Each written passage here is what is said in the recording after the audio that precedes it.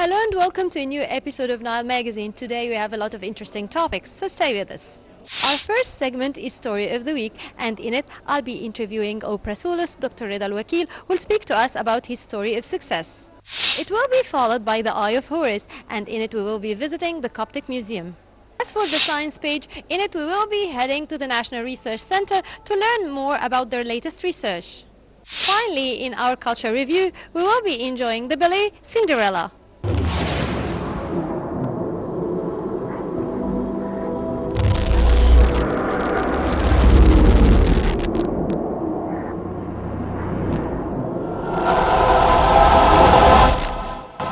Now it's time for Story of the Week. Now it's time to meet with one of Egypt's most opera soloists. He is a bass baritone soloist, and he's also the artistic director of the Cairo Opera House for music, opera, as well as singing. Now it's time to meet with Dr. Rida Al-Wakil and learn more about his story of success.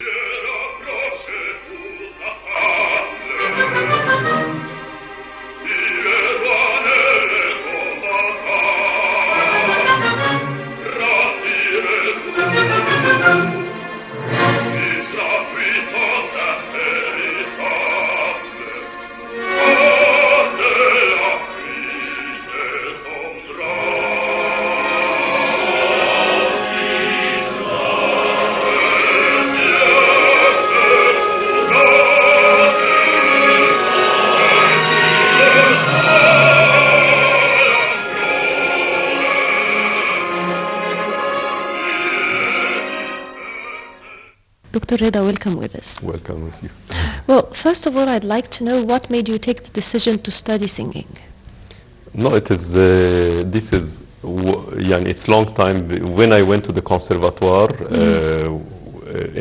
when I am 15 years old, I started as playing contrabass, and after this, I went to the choir, and my voice started to be showing the color of the voice, and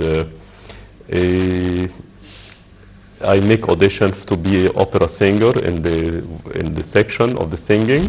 Then I became opera singer, and I make a lot of performance, a lot of competitions, and I feel I like this very much. You studied on the hands of Violette Maar as well as Gillan Rattle. What did you learn from them? Yeah, I start with Madame Gillan Rattle, and she was like my mother. She was liking my voice very much, and she is pushing me to do something.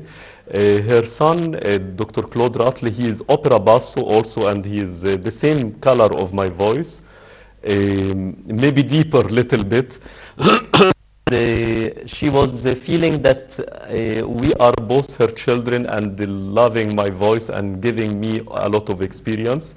Then when she died, I went to Dr. Violette Maar, and I continue with her my high school in the conservatoire.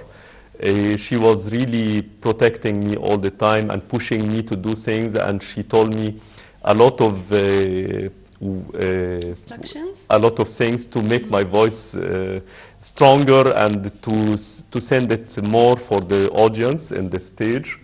And I went with her also during this time to a lot of competition, and she sent me to the École Normale in France with bourse from the government française, and I continued there until I finished my high study and everything.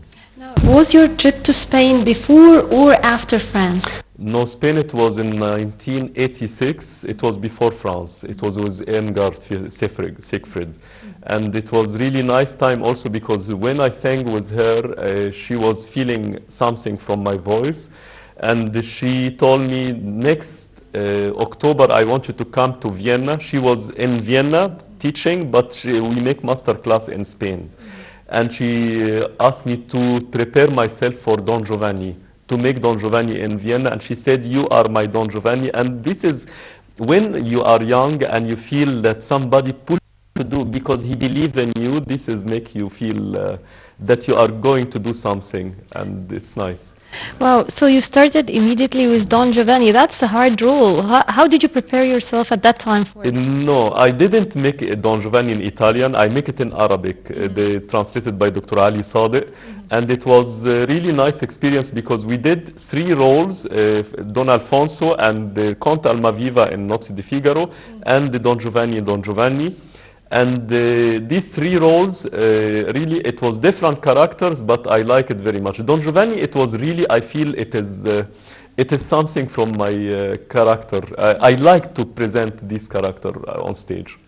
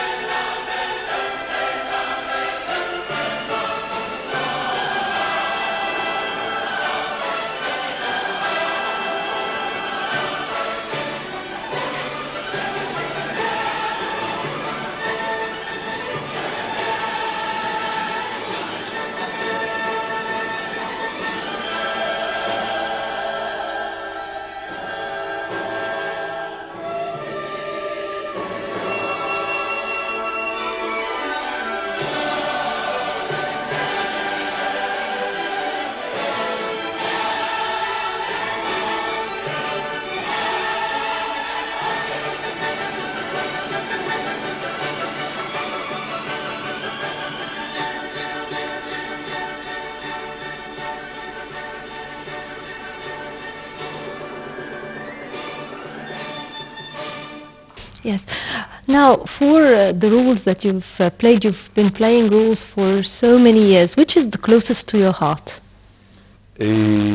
Of course, Aida, I like it very much because we do it every year here in our repertoire in the Cairo Opera House. But I hope, and I like it very much, Don Carlo, Philippe II. This, I sang it in Florida in Palm Beach Opera in 2001, maybe. And it was really a nice role. I hope that we make the opera in Cairo for the Egyptian audience. And Yes. Now, what happened following coming back from France? What did you do? Of course, after I finished my study in France, I make a lot of performances in the theater in France, a lot of contract to make opera. I sang in most of the opera houses in France, in all France. It was nice time until from 1995 until 2001, and after the accident of New York, the life is changed a little bit, and at the same time there is something changed and for all the opera houses in the world, and I start to feel that it is not the same, if you want the truth. Of course, I am singing in Europe a lot now, but since I am artistic director in the Cairo Opera House from 2009, it's difficult for me to travel to present, to sing in opera abroad, because it needs long time to be for rehearsals, and the performance, it takes about 30 days, and I can't be absent here for 30 days. It is difficult. But I feel that I am singing here in Cairo. Sometimes I travel for short time, if I have one concert, not opera, and I come back. I am singing here. I am helping my friends in the troops in the opera house to help them for their work to be fine and easy, for the artistic way, I mean.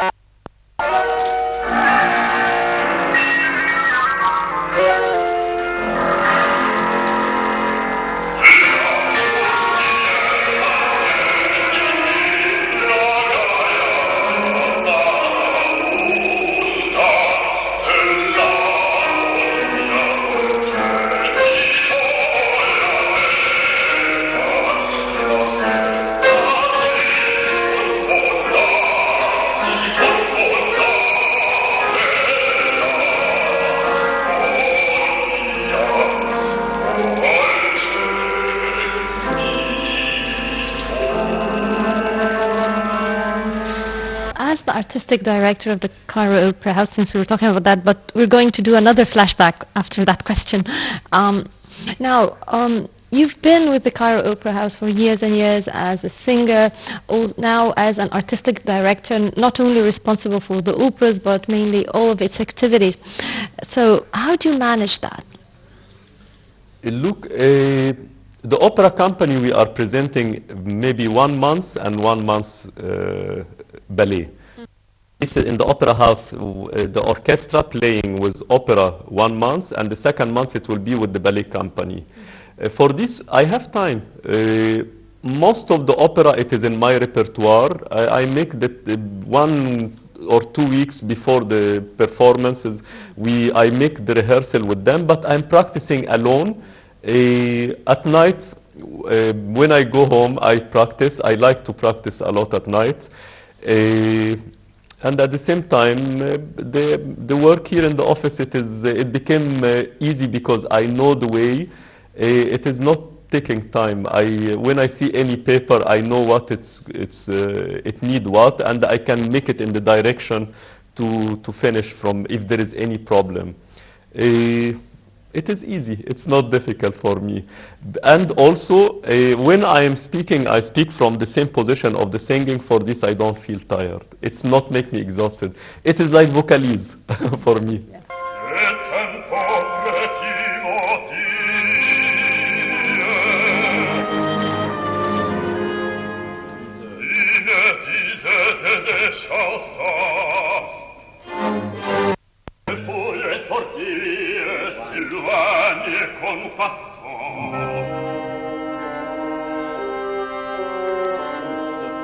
Sous ces vêtements misérables, voit-on le justicier qui poursuit un coupable. Ses entrées sont petits, tout le sang s'est figé, en lisant sur mon visage que je vais me venger.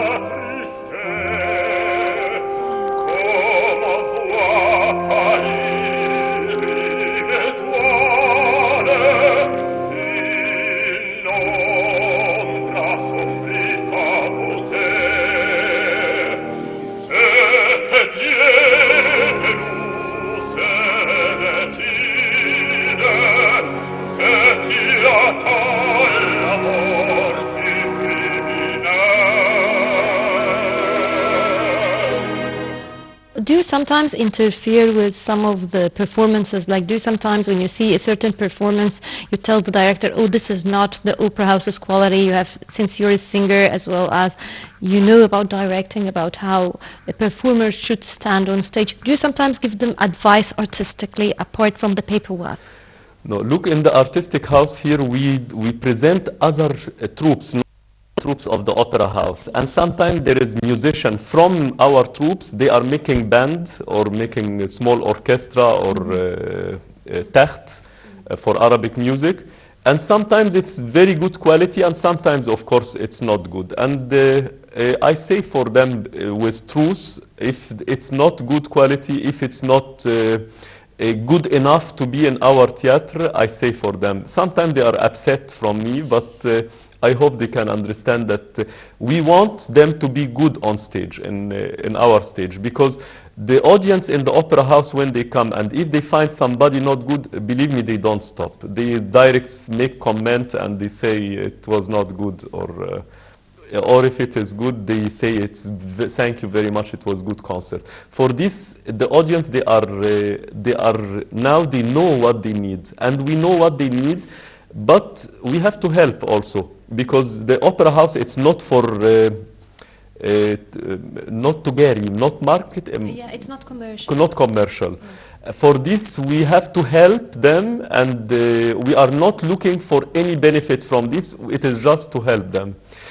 If they are good, they will have all the help from us and the support. But if they are not good, we have to say the truth for them. Now I'd like to return to you back as an opera singer. You performed many roles in Tosca, Madame Butterfly. And which was the most challenging and hard role for you? Look, the hard one, it was Tannhäuser. I did Hermann Landgraf. It was really difficult because for me to learn big role for basso for Wagner, it was really difficult. It took from me maybe 3 months to learn the role. And when I went there, it was with troupe. Most of them, it was in Florida also, in Palm Beach Opera. It was most of the singers from Germany and the director from Germany. And there is some small roles from America, from the boys also for the singers. And my role, it was the big role for the basso, and I am Egyptian. And it was really nice. This is the difficult role that I did, but now I like it very much and I can do it very easy, but it was difficult because for me, the repertoire of Wagner, it was difficult. And it was hard to listen for a long time. If I am practicing for Wagner, it is not like Verdi or Puccini. But I like very much a lot of roles, of course, Don Carlo, Don Giovanni, Trovatori, La Bohème, Barbier Sevilla, a lot of big roles, it's very nice. Comte de Hoffmann, Carmen, there is a lot in my repertoire.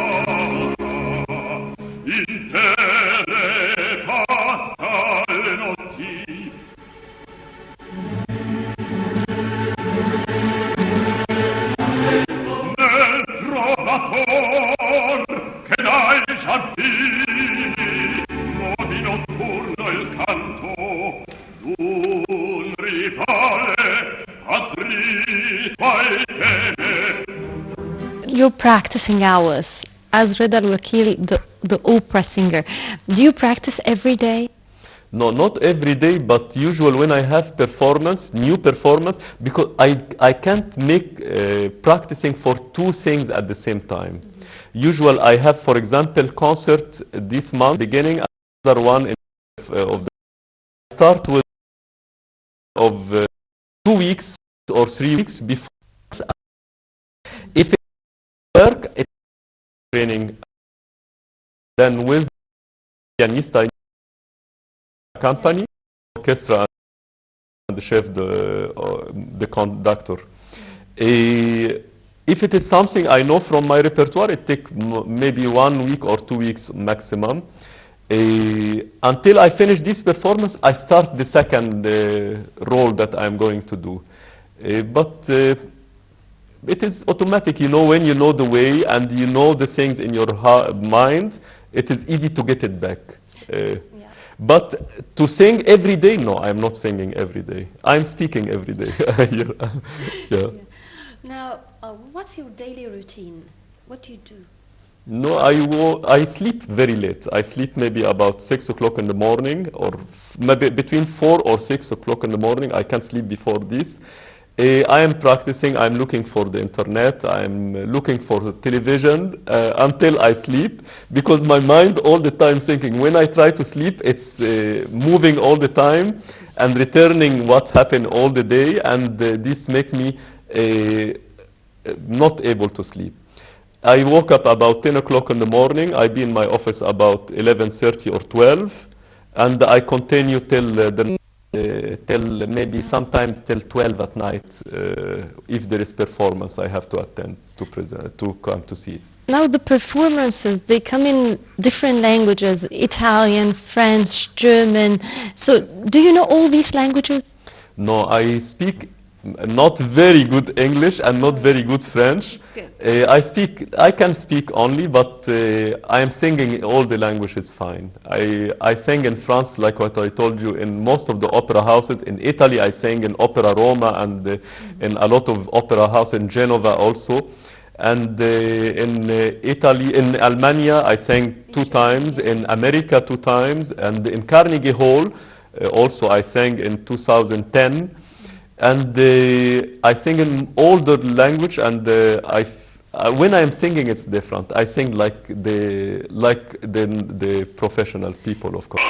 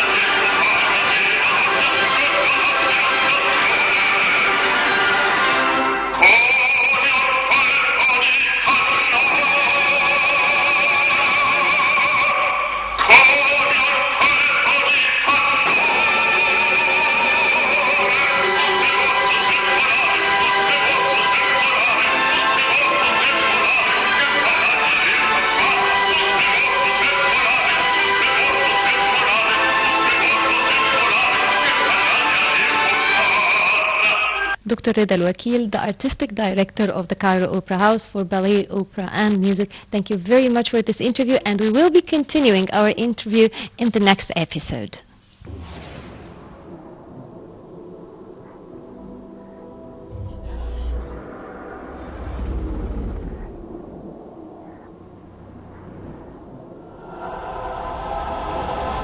Now it's time for the Eye of Horus. Today we're coming to you from the area of Old Cairo, and we will be looking into some of the artifacts of the Coptic Museum.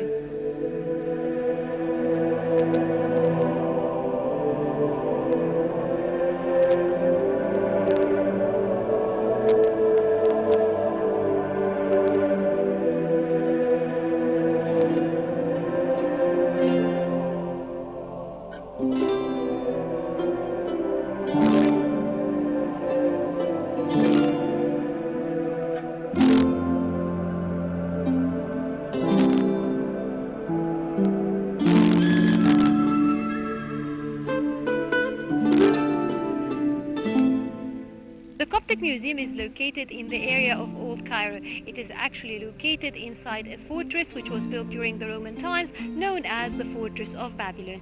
The Coptic Museum was first inaugurated in 1910.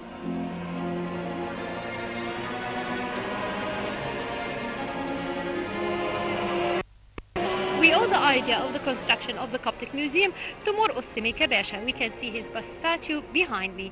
Actually, the first hall of the museum was built and inaugurated in 1910, but actually it took several years to fully construct it. The final phase was in 1947 when it was inaugurated by King Farouk.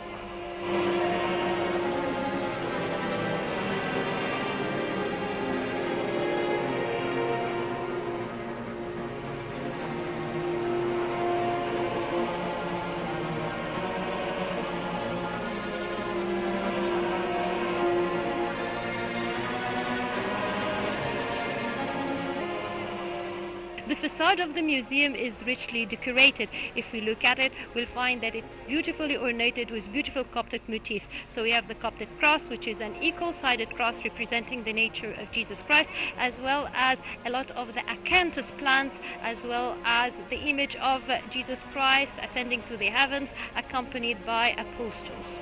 Flanking the entrance doorway, we have two Roman lions sitting in the guarding positions, and in front of them we have some trees as well as the statue of Semika Basha, and in front of it two beautiful marble fountains.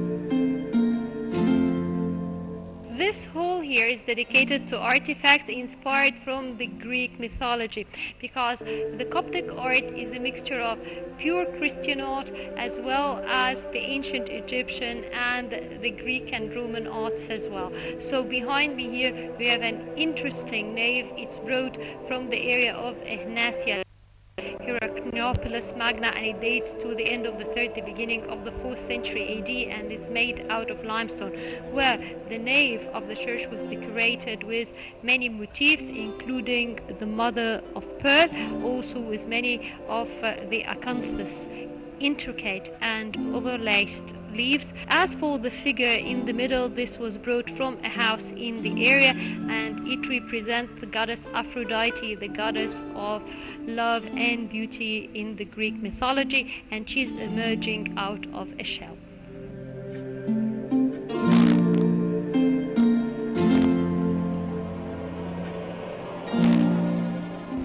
As for the piece here, this is part of a frieze which decorated one of the homes of the area of Heracleopolis Magna, which is Ignatia al-Medina.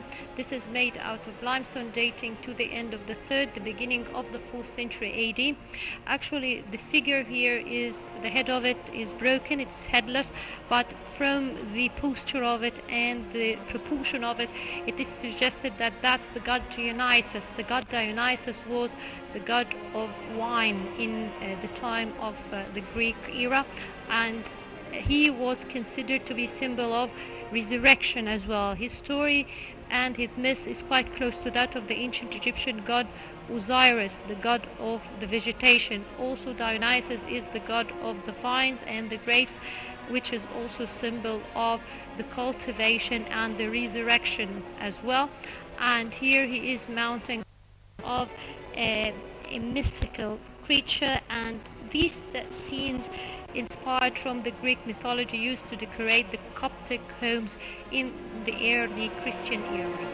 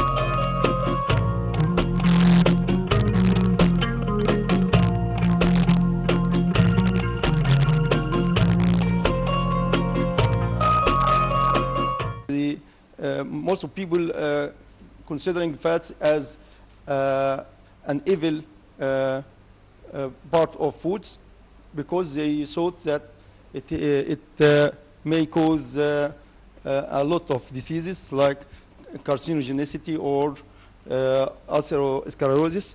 Fats and oils represent a very important, as we say, very important portion on the kingdom of foods, but we have to go in a systematic work with it. If we choose our food in appropriate way, we can aside many diseases that can be caused by the false selection of this. Of course, if we want to make a very balanced diet of food, of fats, we have to consider what is called omega acids, or the unsaturated or polyunsaturated fats, which can enrich the case of a balanced way of eating.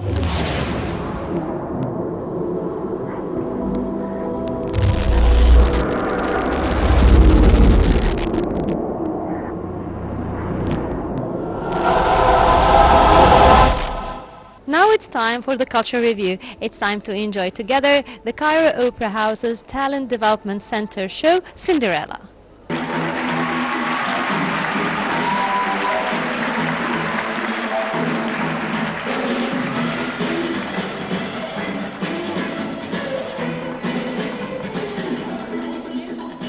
Cairo Opera House's Talent Development Center was established in 1992. It aims at ameliorating the arts and discovering young talented artists. The center comprises 11 departments teaching the youth piano, guitar, ballet, claquette, opera, Arabic music and singing, flute, violin, and the qanun. Recently, the ballet class of Dr. Lamia Zayed held the ballet Cinderella.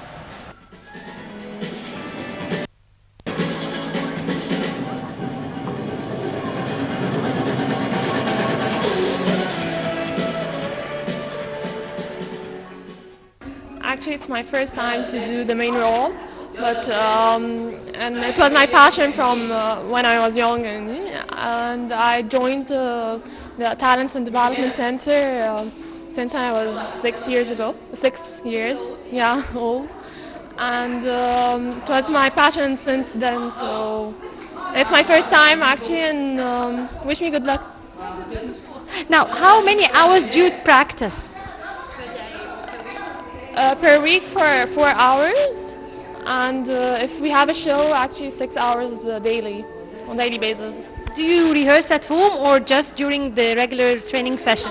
On you, whether you want to practice in home, at your home, or I do. So I don't know, the other girls, but if I have a role, I do practice about it. How is your feeling being now the prima ballerina of the show? It's amazing and exciting, and being afraid to, I don't know, to not satisfy the crowd, but definitely it feels so special.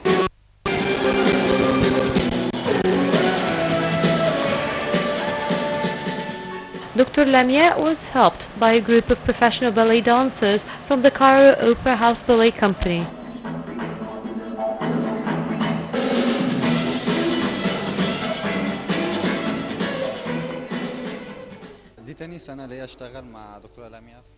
I'm a professional dancer. I'm one of the members of the Cairo Opera House Ballet Company.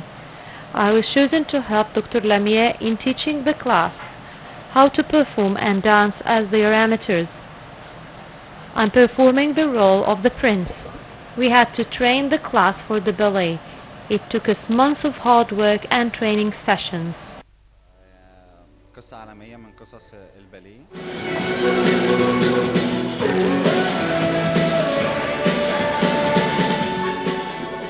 Cinderella is one of the most celebrated international classic ballets written by Nikolai Volkov, inspired from Charles Berlitz' fairy tale The Fairy. Its music was written by Prokofiev in 1944.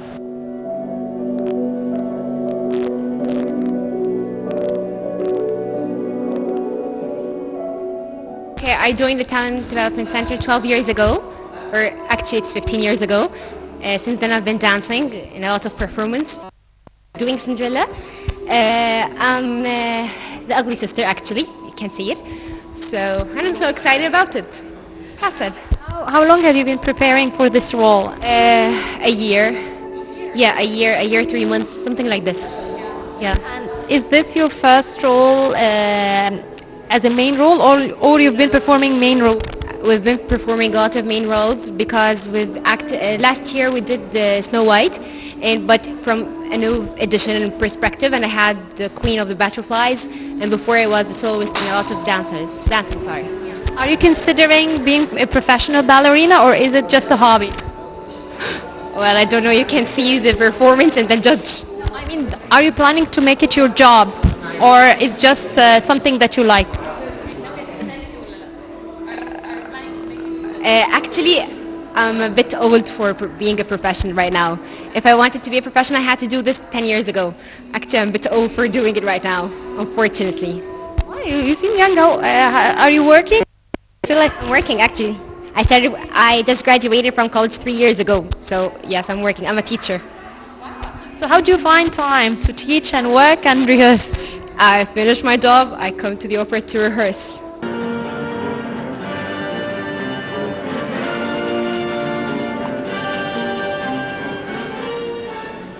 Cinderella was first performed on the Bolshoi Theatre in 1945, and ever since then it became one of the most popular classic ballets among both children and adults.